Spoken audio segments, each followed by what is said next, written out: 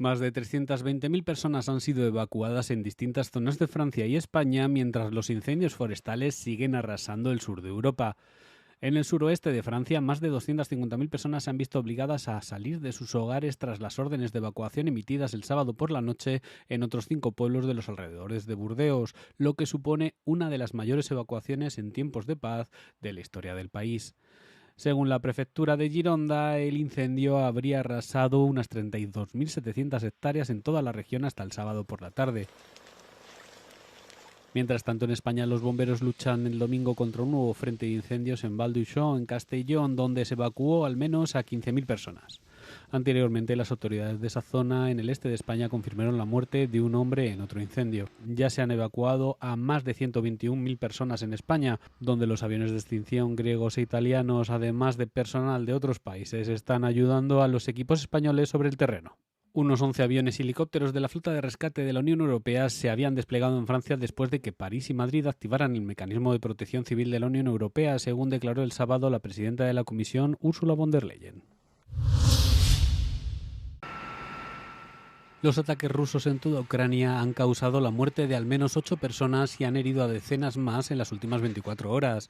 El domingo, el presidente ucraniano Volodymyr Zelensky afirmó que una persona había fallecido y 9 habían resultado heridas en un ataque con drones contra Kharkov y que otra persona había fallecido en Zaporilla. Se han desplegado en el lugar todos los servicios de emergencia necesarios, declaró Zelensky, añadiendo que se habían visto afectados edificios residenciales. Los medios locales de Ucrania también informaron de que las fuerzas rusas atacaron la ciudad de Dnipropetrovsk el domingo por la mañana, provocando un incendio en la única tienda de la ciudad.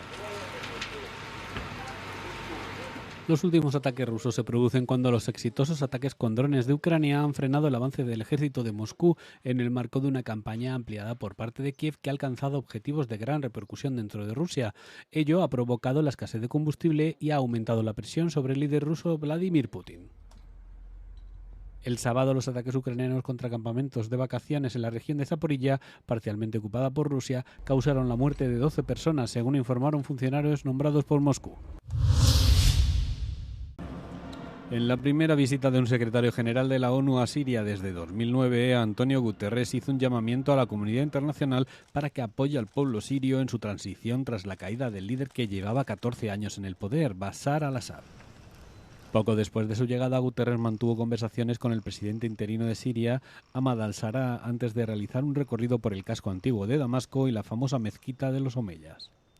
Durante la visita de 3 días tiene previsto reunirse con representantes de la sociedad civil siria y visitar a la Fuerza de Mantenimiento de la Paz de la ONU que lleva estacionada en los Altos del Golán, ocupados por Israel desde 1974. Desde que en diciembre de 2024 llegara a su fin el régimen de 5 décadas de la familia Assad, cuando las fuerzas lideradas por los combatientes de al-Shara tomaron Damasco, el país ha estado luchando por recuperarse de años de conflicto y de los efectos de las devastadoras sanciones occidentales. Desde que al-Shara asumió el poder, la comunidad internacional ha instado a las nuevas autoridades a crear instituciones sólidas y eficaces y a establecer un sistema de gobierno que incluya a todos los componentes de la sociedad multiétnica siria. Las autoridades alemanas dieron a conocer el domingo la identidad de un fugitivo sospechoso y emitieron una orden de búsqueda por su participación en el atropello con un coche ocurrido cerca del Festival del Orgullo de Berlín, en el que murió una persona y al menos otras 16 resultaron heridas. La policía y la fiscalía han pedido ayuda para localizar al joven de 21 años, al que han identificado como Abdul. Según las primeras informaciones, un vehículo arrolló a un grupo de personas en el Parque Tiergarten, en la calle Lennestrasse, alrededor de las 10 de la noche del sábado. A continuación chocó contra un árbol antes de que el sospechoso lograra huir. Las autoridades afirman que varias personas han sido apuñaladas y que 3 de los heridos siguen en estado crítico. Es ist ein mutmaßlicher Tatverdächtiger. Wir haben weiterhin noch keinerlei Hinweise auf seine konkreten Motivationshintergründe oder auf den genauen Ablauf oder seinen Tatbeitrag als solchen. El aviso del domingo advertía a la población de que evitar el contacto directo con el sospechoso, indicando que podría estar armado y ser peligroso. El desfile del Orgullo de Berlín, una de las celebraciones LGTB más grandes de Europa, se canceló tras el incidente. El Monte Olimpo ha sido inscrito en la lista del Patrimonio Mundial de la UNESCO. La mítica montaña de los dioses ha sido reconocida por unanimidad como un bien natural y cultural de valor universal excepcional para la humanidad durante la 48ª sesión del Comité del Patrimonio Mundial que se celebra estos días en Busan, en Corea del Sur. La montaña más alta de Grecia, centro de la mitología de la cultura helena clásica durante siglos, alberga además un rico ecosistema, así como importantes monumentos.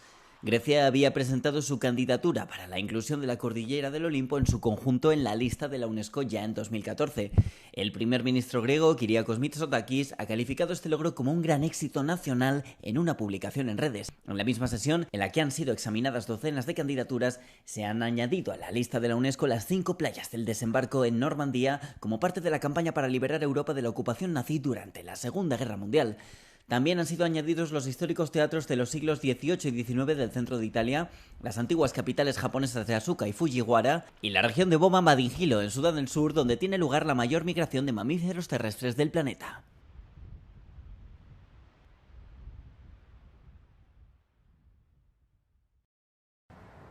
Debido a unos niveles de agua excepcionalmente bajos, los cimientos del puente de Margarita de Budapest están ahora totalmente al descubierto. Cada vez son más los visitantes que se dirigen al banco de arena que emerge del Danubio para poder contemplar este espectáculo poco habitual. A pesar de estas condiciones inusuales, la situación en la capital húngara aún no ha alcanzado una fase crítica. Dunán ez a földnyelv, meg az átjáró a Margit híd alatt szokott látszani. Ettől függetlenül persze baj, hogy kevés víz van, de ha már aggódni kell, akkor én a Velencei tóért aggódnék jobban. Sin embargo, más abajo, siguiendo el curso del río, el Danubio ha alcanzado mínimos históricos. Cerca de la localidad sureña de Mohacs, incluso ha vuelto a aflorar del río un pecio de la Segunda Guerra Mundial. La situación es más grave cerca de la ciudad de Bajad, donde partes del Danubio, en la zona de Sugovica, se han secado casi por completo, lo que ha devastado la fauna local. En el peor de los días, la profundidad del agua descendió hasta apenas 14 centímetros, la mitad del mínimo histórico anterior. Csaba Bonyi, jefe del Departamento de Protección contra Inundaciones y Gestión Fluvial de la Dirección Local de Aguas, declaró a Euronews que la situación actual no es la mayor preocupación, sino que lo es la tendencia a largo plazo. Ha megnézzük, hogy mondjuk 100 cm alatt, ami egy eléggé alacsony vízállásnak számít, 100 cm alatt hányszor volt a vízállás ebben a 125 évben, erre 21 darab alkalom van, és az is nagyon jellemző, hogy ebből a 21 alkalomból 14 darab az elmúlt 25 évben volt. Tehát az, amit a klímaváltozás okán a tudósok nekünk mindig mondanak, és sejten lehet az beigazolódni látszik, hogy a Dunán is egyre gyakrabban, egyre hosszabb ideig, egyre kisebb vizek várhatóak. El experto explicó que en el pasado, incluso cuando las precipitaciones eran escasas, el agua del deshielo procedente de los Alpes ayudaba a reabastecer el río. Sin embargo, debido al calentamiento global, los glaciares alpinos se han retirado drásticamente, dejando muy poca reserva de agua. A Duna alacsony vízállása itt Baján látszik a legjobban. A Sugovicán lényegében át lehet sétálni. A legnagyobb problémát az jelenti, hogy itt nem lehet megnyitni egy csatornát, mint egy tónál, hanem meg kell várni azt, hogy még több víz érkezzen, és a klímaváltozás kevésbé éreztesse a hatását. Siposogyi Zoltán, Euronews, Baja.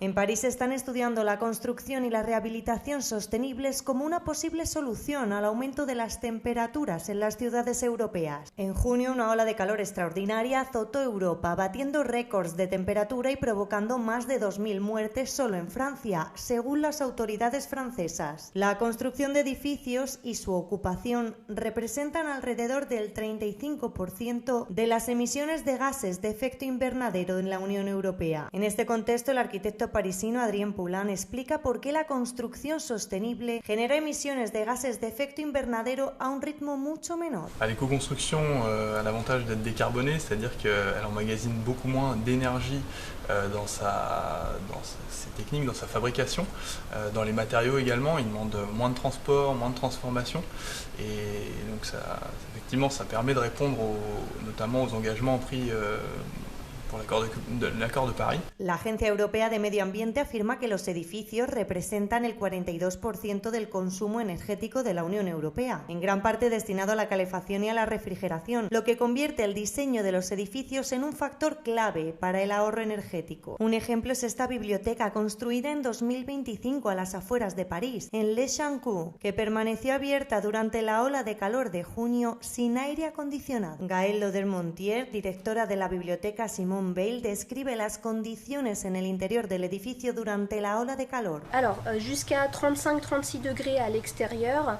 nous avons réussi à maintenir une température interne à 23 degrés 5, 25 degrés 5. Par contre, avec la vague de chaleur inédite qui s'est produite la semaine dernière, donc quand les températures étaient à 41-42 degrés, au maximum, vraiment le samedi soir, on avait atteint les 32. C'est beaucoup, mais on reste dans les 10 degrés de moins que l'extérieur. Pula afirma que uno de los mayores obstáculos para la construcción sostenible es el coste, ya que los proyectos suelen ser entre un 15 y un 20% más caros que la construcción convencional. También lo achaca la falta de conocimientos en el sector. C'est aussi la méconnaissance, parce que ça demande d'adapter tous les process pour les entreprises. C'est plus du ciment qui sèche très très vite, c'est plus des boulons qu'on vient enfoncer comme ça avec une visseuse qui est déjà très industrialisée, etc. C'est tout un apprentissage, c'est un vrai savoir-faire.